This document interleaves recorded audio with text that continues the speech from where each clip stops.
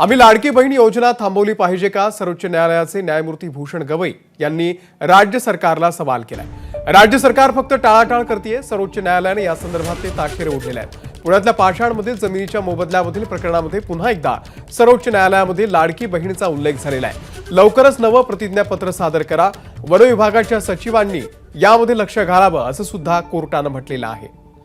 सोमेश कोलगे या संदर्भातले अपडेट आपल्याला देतील। सोमेश, नेमकं काय म्हणायचं कोर्टाला?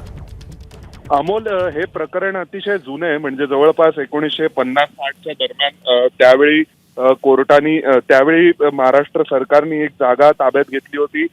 ती म्हणजे इनाम वतनातली जागा होती आणि त्यावेळेस त्यांना असं वाटलं होतं की ती जागा सरकारच्या हातात आली पाहिजे। पण नंतर जो मूळ जागेचा मालक होता तो कोर्टात गेला, तो केस जिंकला आणि मग सुप्रीम कोर्टापर्यंत सगळ्या कोर्टांनी म्हटलं की ही जागा त्या मूळ मालकाची आहे। मग त्याला जमिनीचा मोबदला देण्याचा प्रश्न हा तेव्हापासून प्रलंबित आहे। तर ते 1996च्या दरम्यान पुन्हा सुप्रीम कोर्टामध्ये आले आणि त्यानंतर आता त्या प्रकरणात सुप्रीम कोर्ट म्हणतंय की महाराष्ट्र सरकारने योग्य तो मोबदला दिला पाहिजे। आता महाराष्ट्र सरकारने एक प्रतिज्ञापत्र कोर्टात दाखल केलं होतं की आम्ही दुसरी जागा पुणे महानगरपालिकेच्या क्षेत्रातच त्यांना द्यायला तयार आहोत।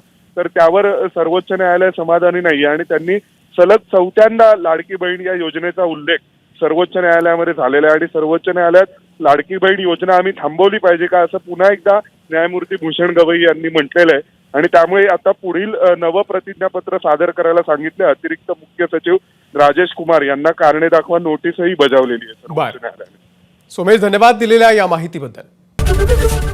एबीपी माझा, उघडा डोळे बघा नीट।